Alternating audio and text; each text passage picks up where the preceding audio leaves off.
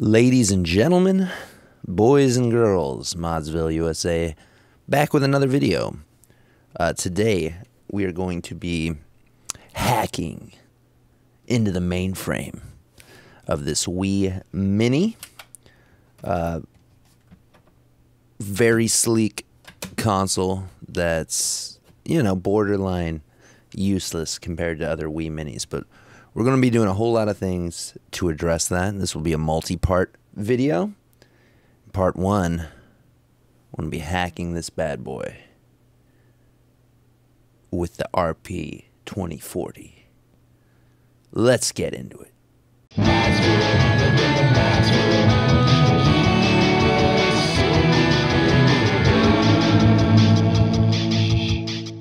Well, all right, ladies and gentlemen. So what we have here, this is an Rp2040 Pico W edition. So this has Bluetooth and I believe Wi-Fi built in. I had to get one of these. I did not have one of these on hand. Cost about, I don't know, $8 on Amazon. So let's go over here to the desktop. Okay, and we're over here on the we.hacks.guide site, and we'll have this linked below. And we got Bluebomb Micro. I don't know when this came out. Last time I've only modded one Wii Mini before, probably a year ago, maybe a little less. And I had to use Linux, and it was kind of a pain in the ass. So when I came to do this for this customer and found out that there's this new version using an Rp2040, I was like, hot damn, let's make a video. This is very cool. So let's go over it. Now, you are currently watching a video guide, and the website highly advises not watching this guide. So this is just going to be a showcase. I want to walk you through it, at, how it is at the time of making it, subject to change. But yeah, follow the written guide. These dot guides are generally really good at staying up to date and moving the needle forward. So, consider this video supplemental. So what we need is a Raspberry Pi Pico W1 or 2 or an ESP32 with BR/EDR classic support. So I went with the Pico. If you want to go with ESP32, go for it.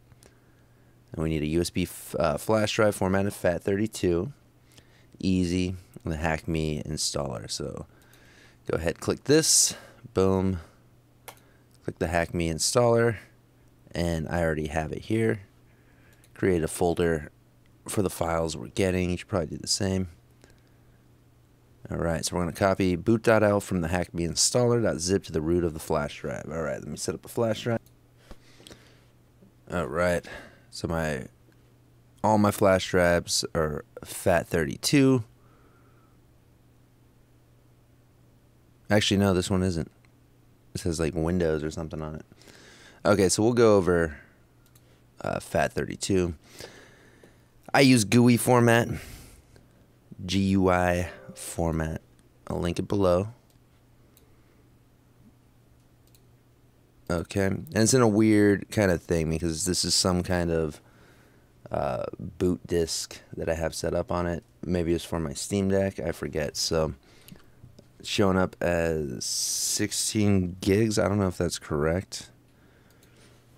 So something like this, it might have multiple partitions. So we're going to do SD card formatter.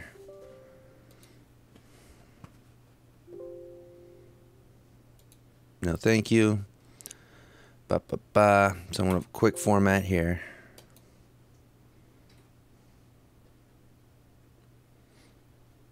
Just to nuke any possible partitions that may be around. Alright. Format it. Boom, default. And this is a 16 gig SD card, so it worked fine there. But if yours is over 32 gigs, you want GUI format. Otherwise, it won't. FAT32 won't be an option for you. So, boom, we'll just do it that way. GUI format, and we'll do the default allocation size, quick format, and there we go. And GUI format will fail if you have File Explorer open or Adobe Premiere. It doesn't play well with certain apps. So if you get an error, close your folders down. Okay, so we want boot.elf, and we want that on the root of our flash drive. Easy. Done. Sounds like that's it. Copy boot elf over. Reinsert. Okay. So now we're going to hook up our Wii Mini, and we are going to check to see which system version we have on this console. So I'm going to go ahead and give that a go. All right, ladies and gentlemen, I finally got it hooked up to where I can capture it. So we are on 4.3U, as to be expected. But yeah, double checked it. That's what we got. So let's carry on. Okay, so we're gonna come down here. Pre-compiled binaries. We got it for Pico 2 and Pico 1. Alright, I'm using a Pico 1, so I'm gonna do that. Okay, so I'm gonna plug in my USB micro. Now, if you have already flashed something, you're going to want to hold boot while you plug it in. I'll just go ahead and do it just in case, but since this is blank, it should be flashable. Alright, hold boot, plugged it in, go a boot, and there it is, the RP1/RP2. I'm going to open up this Bluebomb here, go to ports, Pico W, build. Alright, so okay, the naming's a bit confusing, but it sounds like we do use the mini file, because it says unzip. If you have a European Wii running version 4.3, you would copy Bluebomb Wii SM4 3E. I don't know what the 3E is about. Or if you have a European Wii Mini, you would copy Bluebomb Mini SM PAL UF2. So we have an NTSC. So we're going to extract the mini one. NTSC mini. I'm going to go ahead and drag this over, flash it to the Pico.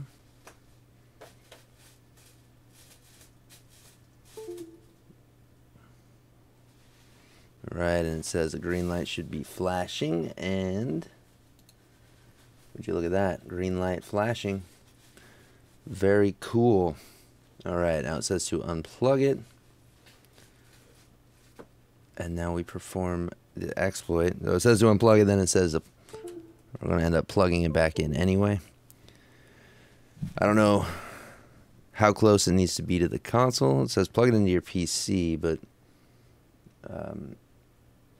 console is a good distance away, so we'll see if that works. So performing the exploit, plug in your flash device back into your PC, which we have done. Power on your console. Do not connect any Wii remotes. Press the sync button repeatedly until the Pico W LED begins to rapidly flash, at which point it'll start uploading the exploit. Okay. Okay, so I'm gonna, let's see, I'm gonna get this closer to my Wii Mini. I'm gonna go over there and try that. Alright, excuse the mess and the poor lighting and the shitty mic. I'm on my phone. Okay, so I've got my Wii Mini here. I unplugged the hub. This guy is just going into a surge protector that's got USB ports. So it is as close as it can get. USB drive plugged directly in, no hub. The hub was probably causing an issue. So I'm going to turn it on.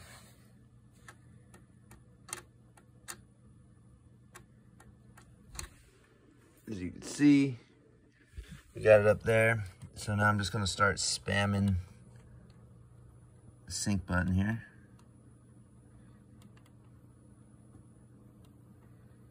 There it goes, blinking rapidly. So it takes a minute. Oh, it's doing some shit. It's doing some shit. And there we go.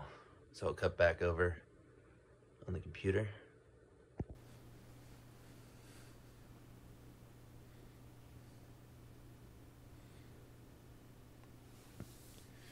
All right, we got our degenerate brony image. Fingers crossed. Oh. All right, it was the USB device causing problems. Would you look at that? Oh, that is cool. All right, I should probably hook back up my fuck, how am I going to hook up the sensor? My sensor is one of those it's a USB one, and there's only one USB port. Okay.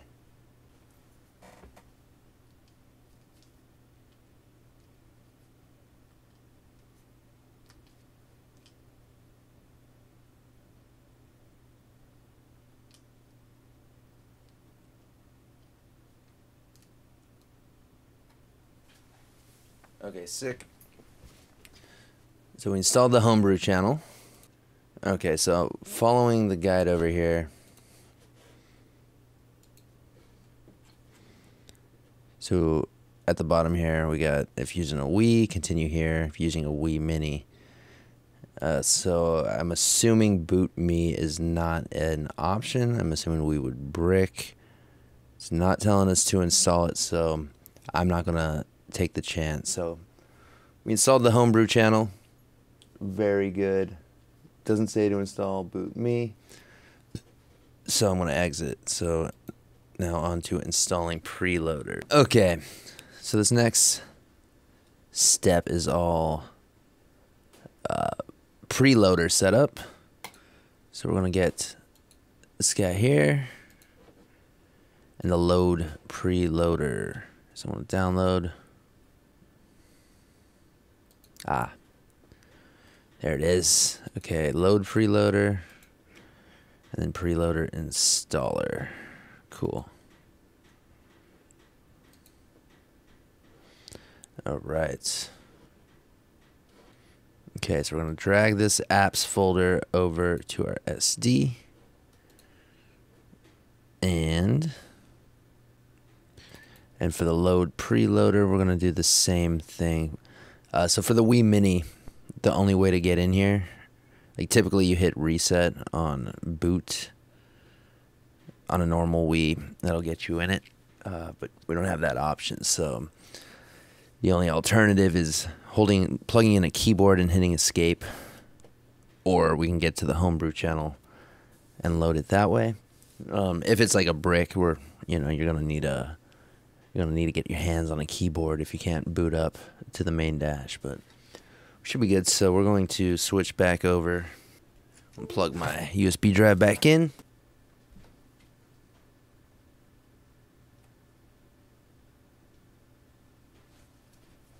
Load that up.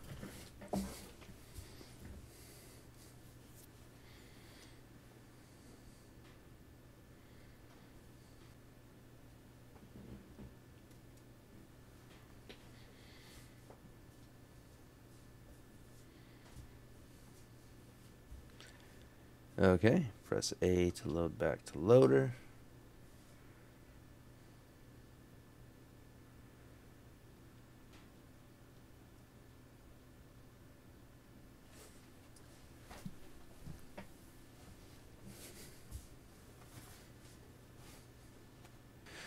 So it's saying here we want to, on the Wii Mini, we want to block disk updates and then remove deflicker. So let's see.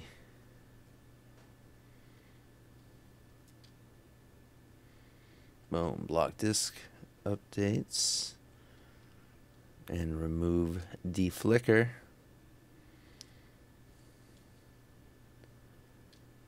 Save. Okay. And we'll go back to the system menu. All right.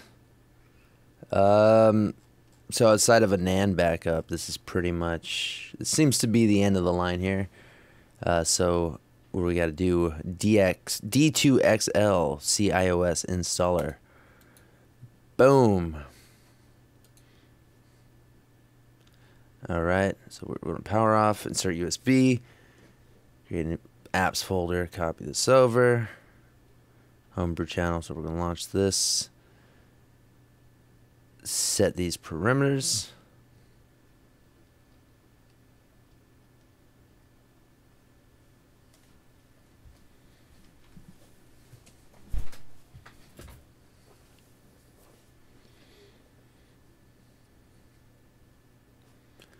Well, look at it go, huh? All right.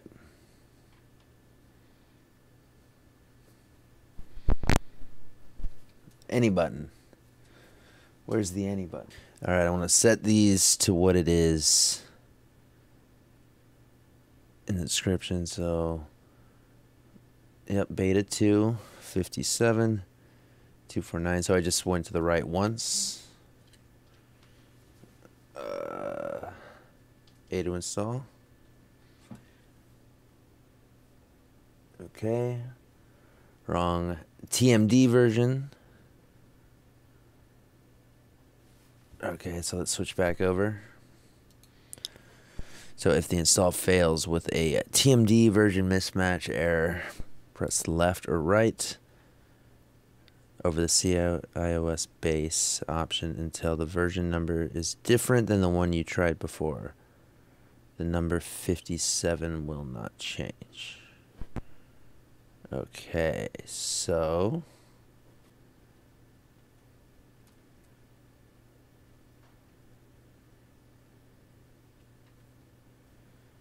fuck, which one did I try already?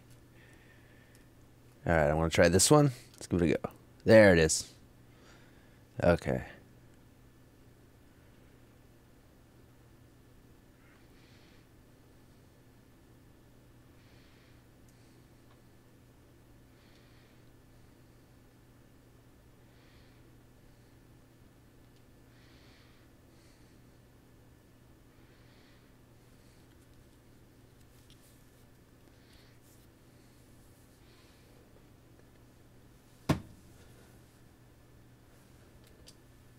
Big ups to today's sponsor, PCBWAY. If you're in the market to get some PCBs manufactured, 3D print work done, or CNC machining, PCBWAY has you covered. My personal favorite is the retro stuff section under shared projects. If you find a project you like, you can order one directly from the page with the choice of having it assembled as well. The creators of these projects even get a cut from your purchase. Click the link in the description if this interests you. Now, let's get back to the show. Okay, so after this, there's quite a bit of interesting stuff and forks going on from this guide here on out. So I didn't know this was a thing. You can enable Ethernet if you get a specific Ethernet adapter with a Homebrew app and these adapters. I checked it out on Amazon. These guys are what, $10, $11? Pretty cool. If you're set up to do Ethernet, might as well. Now the main limitation is you've got one USB port on the Wii Mini, but I'm using a USB hub, non-powered, and it's working fine for me. And then the next up, we've got the dumping the NAND, but there's other ways to do it. If you have a Wii or Wii Mini with SD card slot soldered, follow this tutorial, and then following part 2 of this video, we're going to be installing the SD card slot as well as Wi-Fi. So I will wait until then. That'll be in the follow-up video. We'll just go along with that method. And there's a lot of interesting stuff here. This open shop channel for Homebrew, something we need Wi-Fi or Ethernet for, which we're not modded yet to do. Recommended Homebrew. A lot of this It all requires a network connection, which the Wii Mini is currently not capable of, outside of that Ethernet adapter, which I do not have. So, yeah, that'll be the end of the road. Very cool. Yeah, this is very cool stuff here. So anyways, ladies and gentlemen, this new exploit that went under my radar until I had to mod this Wii Mini and found out there's a new way to do it. Bluebomb Mini is really cool. Just being able to flash a UF2 to a Pi is really nice. It makes this much less of a pain in the ass, because I do recall really struggling. I had to set up a virtual machine because it only ran in Linux, and maybe I was thinking about doing a video hacking a Wii Mini with a Steam Deck that runs on Linux. So if that's something you guys would like to see, I still have my personal Wii Mini with a bunch of mods to install into it, and get another video, do a hacking a Wii Mini with a Steam Deck if that would interest anybody. But yeah, that would just be purely for the gimmick of it, because this is way more efficient, simple. It's just better, worth an investment in a $8 dev board to get this, to not have to deal with like setting up Linux and whatever. So yeah, highly recommend, and follow the written guide because things are bound to change around. So that's all going to be linked. And thank you for watching. Stick around for the next video when we install the Wi-Fi and SD card in this Wii Mini. Modzville signing out.